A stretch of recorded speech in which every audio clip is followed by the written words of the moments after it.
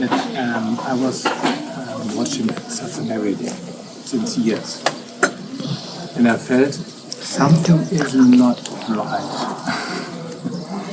It's like my attention still goes out to the source of where the satsang is coming from. Away from. Yeah, my intention goes out, and it became like a habit, or like a. I felt I can't do more from the same, which is just a habit. For years, every minute I have free time, I put my earplugs in and listen to some satsang, and I felt no, something has to. And what you get from that? I get a little bit of feeling of more stillness, more room in myself. So there was a kind of a change, but it was not permanent. It was really kind of dependent on this kind of exercise, listening to satsang. And I said, no, I can't do more from the same, which doesn't bring me lasting.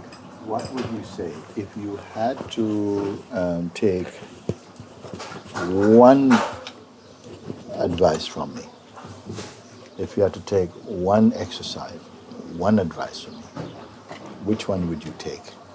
If you only had a chance to take one advice, one pointer, and nothing more, and that has to serve you, tell me which one you would take.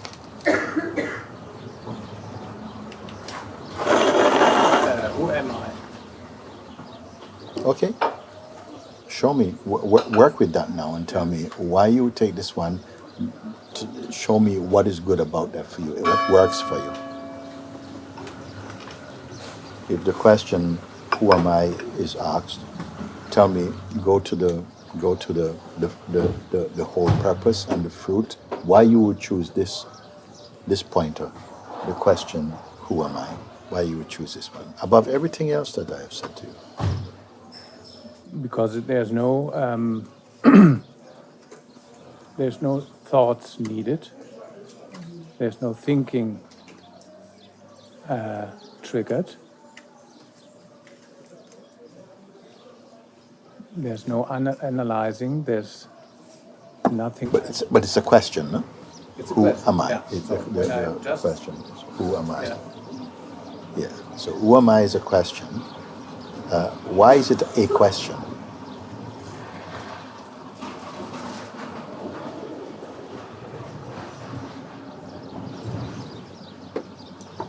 It's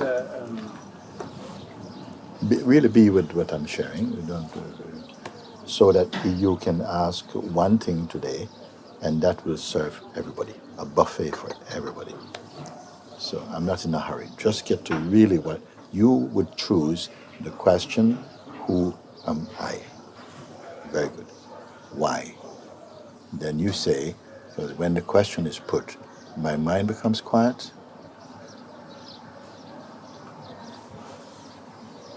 And does it stay quiet?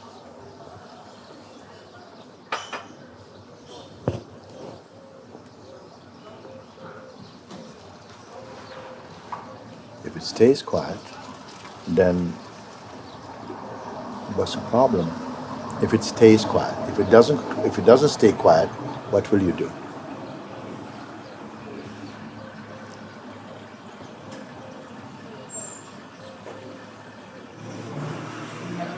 Now it's quiet. Then why did you start by telling me about something else? You told me my mind is going like this, and you almost say, I believe it was put like that you're putting your headphones on to listen to satsang almost as a kind of medication. Yeah. To just get out of the noise, Yeah. which is useful up to a point. Yeah. But at some point you think, whoa, wait a second, Yeah. take my headphones off, I'm back in the world again. So that's why I ask you, which of my pointings or guidances do you find the most useful and effective? Of course, it's not a talisman. It's not like a magic charm. It is a friend to help you to look, and because nothing can just make you free, it has to be something that you resolve for yourself. No?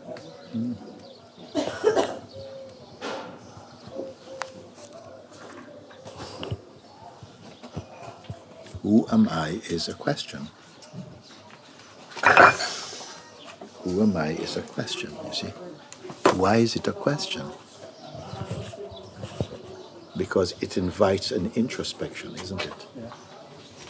It's not just, not a mantra. Who am I? Who am I? Who am I? Who am I? No, it is it is an invitation to an introspection. So what is this introspection? Why this question? Who am I? Because I is your first knowing. Your most intimate reference is I, or I am. I. That's the first thing. I. Everyone existing is the first, whatever language you speak, whatever you know, it starts with this I am. If that I am is not there, nothing else can come. You cannot have an experience without I. It's the I that seems to have the experience.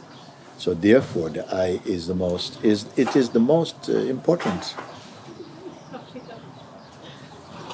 Then the question, well, if that's the most important, because without I, there can be no other language. There's no whatever language. There cannot be any talk. There cannot be any development of idea. Why? Because all of them is for I. Isn't it? Simple, practical thing.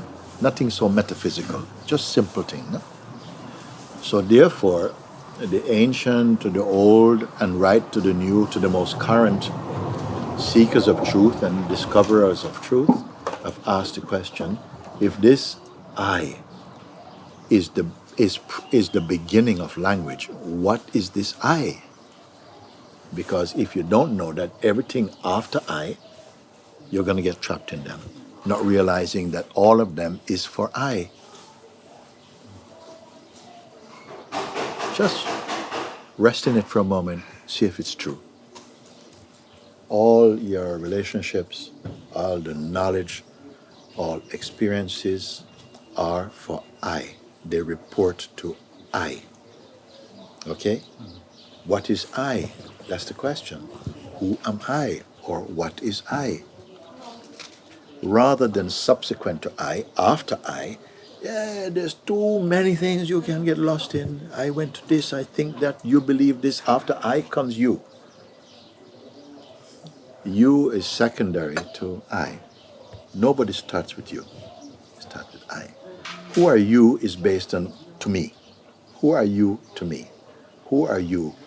And the answer, I am so, I again. Everything is reporting to I. So this is the power of this question, because you brought it up. You say, I ask you,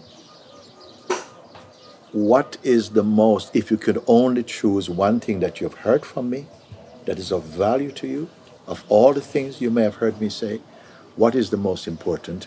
You responded powerfully. You say the question, who am I? You said, who am I? You didn't even say the question, you said, who am I? I said, why did you choose who am I? So whenever I bring the question to myself, you say, my mind becomes quiet. I say, does it stay quiet? It works to a certain extent. Then I ask you, why this question? Do you know? Why is it a question even? It's not a statement, it's a question. Who am I? Or what am I? That's the question. And I love your answer. I love rather your response.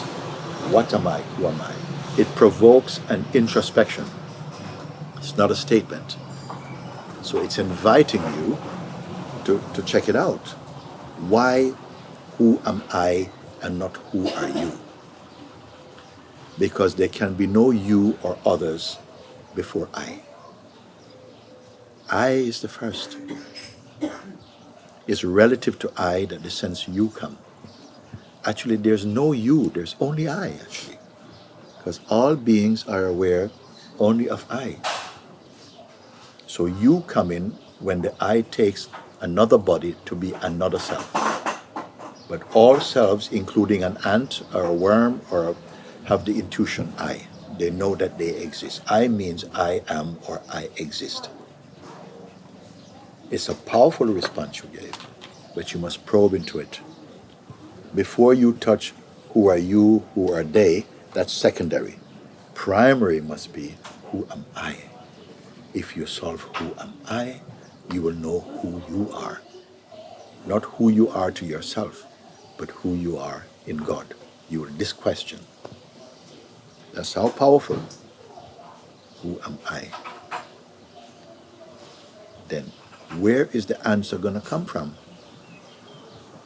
Normally, when we ask a question, we ask it to someone else.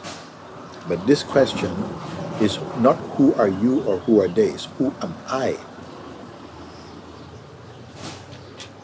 What is the response to this question? It's an introspection question. That's what I was asking you. Where do you go after this question arises in you? Because I must be at the root of all knowing. What is I? Who am I? You have to find out. Meaning that before anything else can come, I is there. What is I? I must be the experiencer. Before anything can be seen through the mind or the senses, it must report to this I. What is this I? It's there before everything else is the I. What is this I? This I, you may call it consciousness. Without consciousness, nothing exists or can be perceived. So all people are perceiving, and now I'm saying, report, I did this, I saw this person, I. They don't understand I. If you don't understand I, you don't understand anything else, really. If you're told you're I, who are you? I'm John. It's enough. So for me, it's not enough. When you found out who am I, you have come to the very core of knowledge. Even I knows knowledge. I knows knowingness and ignorance. That's how powerful I is. What is I? And the answer I gave you, I is consciousness. If you say I is conscious, you assume I is consciousness, you may go no further. It's just a mental response. You must find out then what is consciousness then? If I and consciousness are synonymous, what is consciousness? What is I? Can any verbal or intellectual answer satisfy this question? What is this I? Without I, there is no knowledge, there's no knowingness. There's not even awareness of God, because it's the I that is going to register knowledge. It's the I that's falsely associated with I am this body, and I am a person. The body is 40 years old, so I am 40 years old. This I is no age, but taken as a person, it would say, I am 40 years old, I'm a man, I'm from Brazil, I'm from this. Then all of that starts, because you confused your I with knowledge and all this stuff. That's what the power of this question. If you contemplate, if I is before anything else, so anything you see, this church, the trees, is all perceived by I. But if you take your I to be a person, the person may say, I don't like this type of tree. I prefer that kind of tree. That's the second, that's the, what you may call the false I, secondary I, the I of personhood. That's how powerful this question is. If you use this question, because I didn't tell you to ask this question, you found this question. If you follow this question, that everything else is secondary to I. So How does I know itself? It knows everything else, but they came after. Everything to I is else. What is I? What knows I?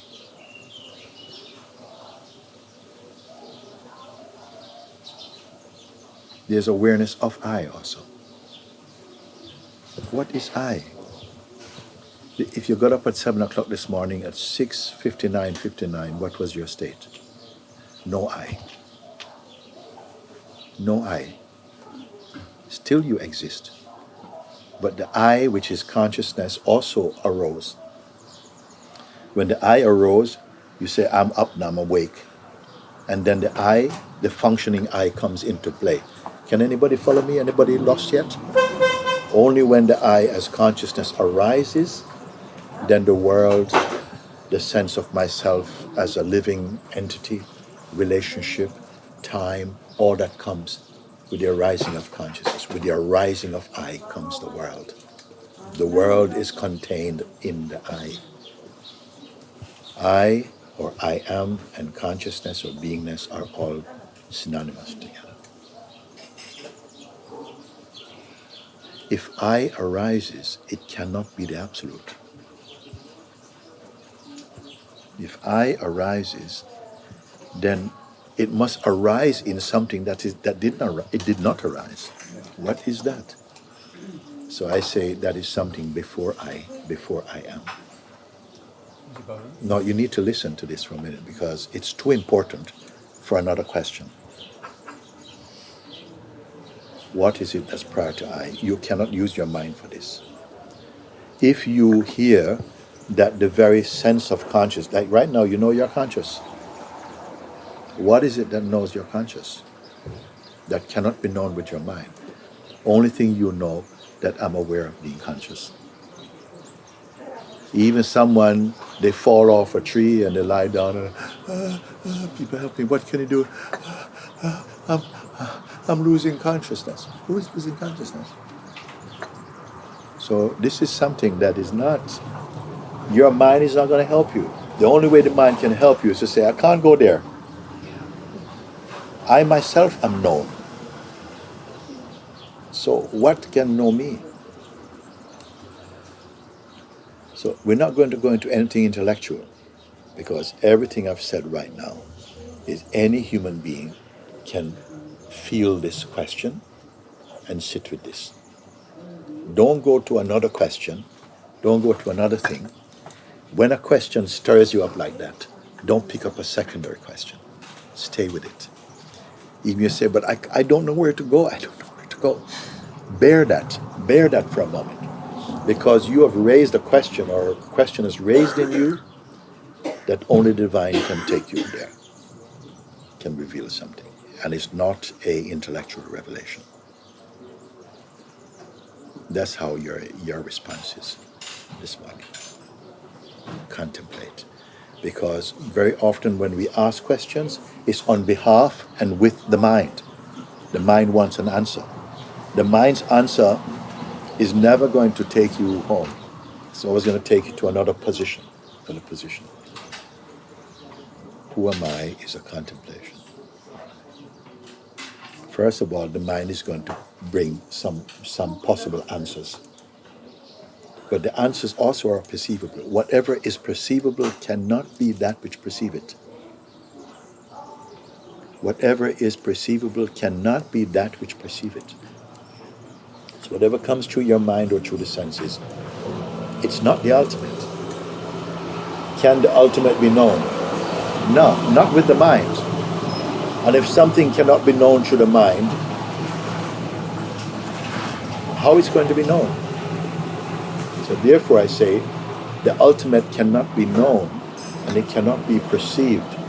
It is already there. Before knowledge comes, it is there. He said, but I don't know where to go from here. Even the sense, I don't know what to do with this, is also perceived. We are not yet able to bear our completeness. We want food for the mind. I am before the mind. The mind is not my enemy. It used to be. It still plays. I still have a dynamic activity and interest that still operates. You have to be very careful about this operation because, of course, life, by realizing the self, your body doesn't just drop away and die. The senses don't go away. They're going to function. So all is going to go. And you're going to have to be able to deal with that. And as a matter of fact, in fact, you're not dealing with it. You're going to use it as a mirror to keep reflecting. I am before this. But does not negating that, something is functioning in here. That realizing who you are, a functioning in the world still happens. Action, reaction, interactions are still happening. But they're not happening to you in quite the same way. It's happening to an idea that we may have of ourselves, but it's very different. Now, what I'm saying now, you must verify true experience. Otherwise, if you don't, you keep listening to me, and then it becomes all concepts. I'm only interested in a certain amount of concepts to take you beyond concepts. If we keep on talking with just concept after concept, we get full with concepts, because what I'm sharing with you is a very powerful concept to take you, to show you and reflect that which is beyond concept. But if you don't contemplate and be with this, then again your mind will avoid it and turn it into knowledge. The self doesn't need knowledge. It manifests knowledge as it's there. It manifests knowledge for when it expresses diversity and when it expresses individuality. That individuality needs a knowledge, and the highest use of that knowledge is to reflect back that awareness which cannot be seen. It sees, but nothing can see it. And that's it. We must stop this video right now. Another question? Okay, but this is enough for now. An earnest seeker of truth will take this and go into your sleeping bag and meditate on this. Burn up in this. This would be good. Talking with other people about it is just another way of avoiding being the self you are. This. Mind wants to give phenomenal reflection. Yeah, this thing. Oh yes, I see this too. Da, da, da. No, where I'm talking, end of those conversations. We leave those things now. Don't even have to throw them away. They can't come with you.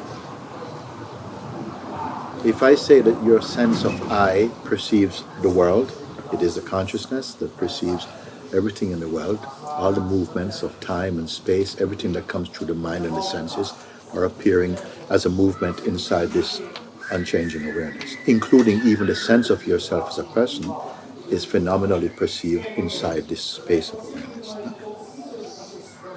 So all your experiences as reported to you in this I amness, as presence, a beingness, as consciousness,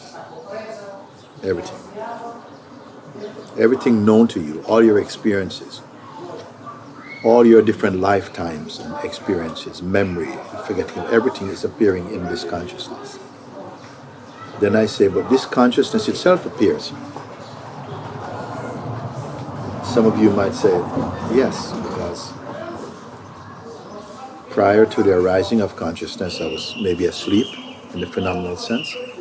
Then the consciousness sprouts. Only when the consciousness appears, then the world and yourself and the world appears. That is the beingness. That is the presence. What about earlier than this presence? What is there something aware of this I am? This now, this question, mirror facing mirror. If I don't want any answer coming from your mind, you're going back into your mind. So that's why I say your question, the question, who am I, is not a question to be given to the mind to answer a question. When you make answers from the mind, out of courtesy, I might talk to you and say, no, not this thing. what is going to answer this question? Not even an answer. It's not even an answer. What does two mirrors put in front of each other? What are they reflecting?